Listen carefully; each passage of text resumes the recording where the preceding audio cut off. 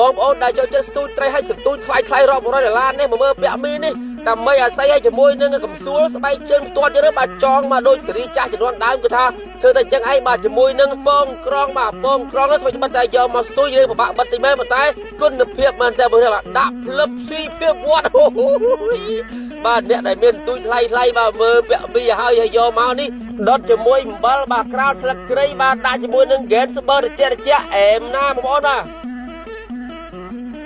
សន្ទូចបែបស្រុកស្រែបែបនេះប្រហែលជាលែងមានបងប្អូនយើងពេញនិយមទៀតហើយដោយសារឥឡូវនេះមានសន្ទូចទំនើបតម្លៃរាប់$100រាប់$1000ក៏មានដែរដងដែកស្រួលខ្សែបវលអីស្រួលបាទអញ្ចឹងថ្ងៃនេះខ្ញុំចង់ឲ្យបងប្អូនមកទស្សនាការធ្វើសន្ទូចបែបបុរាណបែបស្រុកស្រែបាទអ្នកស្វាយរៀងបាទហើយនេះគឺជាដើមកត្រុកស្រុកខ្ញុំហៅកត្រុកស្រុកបងប្អូននឹងហៅអីទេបាទពីដើមឡើយគឺធ្វើសន្ទូចតែជាមួយកត្រុកនេះឯងបាទកត្រុកនឹងជាមួយអាណាដងរៀងកោងស្ដួចស្អាតយើងកាត់វាយកមកបាទលួសវាឲ្យស្អាតចឹងទៅហើយអ្វីដែលពិសេសនេះគឺកំសួលបាទកំសួលពីដើមគឺថាស្បែកជើងផ្ទាត់ចាស់នឹងហើយបាទយកមកធ្វើកំសួលដូចឥឡូវគេមានកំសួលគេទំនើប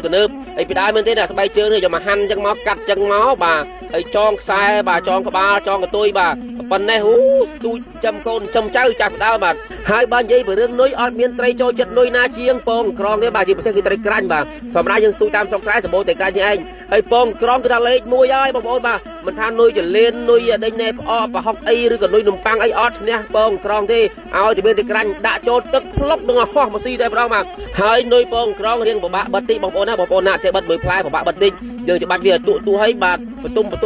មួយផ្លែបានហើយបាទហើយបងប្អូនចាំមើលណាគាត់ដាក់ចូលទឹកបន្ថែមបន្តិចទៅអត់ស៊ីបងបាទឃើញបងប្អូនគេបាទគឺសបោខ្លាំងមែនតើបងប្អូនណាត្រីឲ្យតែឃើញនុយពងក្រងគឺដល់មកណាបាទបងប្អូនអរគ្នាហើយវីដេអូនេះសូមផ្ញើជូនទៅបងប្អូនទាំងអស់ដែលបានមកលេងស្រុកជាពិសេសបងប្អូននៅក្រៅប្រទេសបងប្អូនក្មួយបងប្អូននៅកូរ៉េនៅអាមេរិកបារាំងនៅប្រទេសផ្សេងទៀតសូមផ្ញើវីដេអូនេះជូនទស្សនាកម្សាន្តបែបស្រុកស្រែខ្ញុំជឿថាបងប្អូននឹកស្រុកបាទនឹកអនុស្សាវរីយ៍ធ្លាប់នៅស្រុកស្រែរកត្រីរកកាប់រកក្តាមរកចងបាទហើយបងប្អូនមើលចុះបាទនុយពងក្រងនេះឲ្យតែមានត្រីបងប្អូនអើយបាទដាក់ស៊ីហើយបាទបងប្អូនមិនជឿអាចសាកបានបាទហើយបើថាដាក់ពងក្រងឲ្យមានត្រីមិនស៊ីជេរពាក់មីចុះឥឡូវនេះខ្ញុំបានត្រីមកឲ្យខ្ញុំនឹងធ្វើរបៀបស្រុកស្រែចំនួនដើមដែលខ្ញុំធ្លាប់ធ្វើបាទគឺត្រីដុតអំបិលបងប្អូនទាំងគ្នាគឺយើងដាក់អំបិលក្រាលពេញមួយបាតឆ្នាំងចេះមកបាទដាក់អំបិលក្រាលពេញបាតឆ្នាំងចេះមកបន្ទាប់មកយើងដាក់លឹកត្រីបាទដាក់លឹកត្រីរោយវាឲ្យពេញបាតឆ្នាំងកុំឲ្យវាប៉ះសាច់ត្រីសាច់ប្រៃបាទបន្ទាប់មកទៀតគឺយើងដាក់ត្រីបាទក្រាលមកពេញពីលើនឹងមកបាទអត់ប្រៃដល់ត្រីទេបាទដាក់ចឹងមកហើយជាធម្មតាគឺយើងដាក់លឹកត្រីពីលើហើយយើងគ្របយើងដុតតែម្ដងប៉ុន្តែនេះខ្ញុំថែមខ្លាញ់តិចចុះហើយបងប្អូនណាចង់ឲ្យឈ្ងុយដាក់លឹកត្រួយដាក់ម្ទេសក៏ដាក់ទៅតាមចំណង់ចំណូលចិត្តបន្ទាប់មកយើងគ្របលឹកត្រីពីលើជាហើយគឺយើងគ្របដុតតែម្ដងបងប្អូនបាទហើយទឹកជ្រលក់គឺខ្ញុំធ្វើអំបិលបងប្រទេសតែម្ដងដោយសារអនុស្សាវរីយ៍កាលនៅក្មេងមើលគោមើលក្បីអត់ដែរមានទឹកជ្រលក់អំបិលទុំមិនណាទឹកនេះកោះកុងអីទេគឺតែបុកបាល់មែនទេហើយបាទបុកអំបិលមែនទេហើយតែជាតិខ្លាំងណាបងប្អូនគ្នាបាទហើយអំបិលបុកហើយនេះបងប្អូនចង់ច្បាច់ក្រូចឆ្មាក៏បានមិនបាច់ច្បាច់ក៏បានដែរតាមចំណង់ចំណូលចិត្តបាទឆ្អិនហើយបងប្អូនទាំងអស់គ្នាបាទគ្រាប់បើកម្របឆ្នាំងមកក៏ថាឈ្ងុយស្លឹកគ្រៃឈ្ងុយស្លឹកក្រូចគេថាក្លិនគួរឲ្យចង់ញ៉ាំបងប្អូនគ្នាបាទអូបាទត្រីឆ្អិនល្អមែនតើបាទបងប្អូនទាំងអស់គ្នាគឺថាអេមែនតើបងណាបាទនេះគឺជាបាទត្រីដុតស្លឹកគ្រៃហើយយើងមានអំបិលច្បាច់ក្រូចឆ្មានិងអំបិលក្រូចឆ្មាបងប្អូនណានេះជក់ត្រាវបងណាស្គាល់ជក់ត្រាវបងប្អូនអ្នកពេញស្ទើរបានហូបទេបាទពេញនិយមនៅស្វាយរៀងជក់តយើងចេះជក់ទេបើយើងអត់ចេះជក់ទេអាចនឹងលំអកបាទហើយគេនេះបានមកស្រុកមួយពូបាទចេះពូហ្នឹងយើងមកហូបឆ្កាញ់យើងក៏មានជាបាទហើយថ្មីណាថ្មីជុំ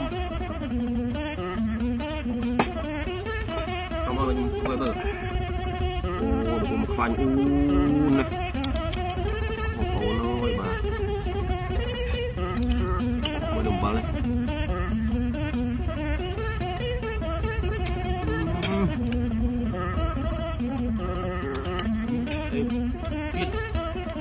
ចាំវីដេអូនេះជូនបងប្អូនយើងនៅបរទេសដែលបានមកស្រុកណាអនុស្សាវរីយ៍ហ្នឹងណាអត់នៅស្រុកហូបជក់ត្រាវអីនេះហេមកជូនបងប្អូនតែក្នុងខាងស្រុកទៅឲ្យជប់ទីជប់យ៉ាងនេះអូទុននេះបាន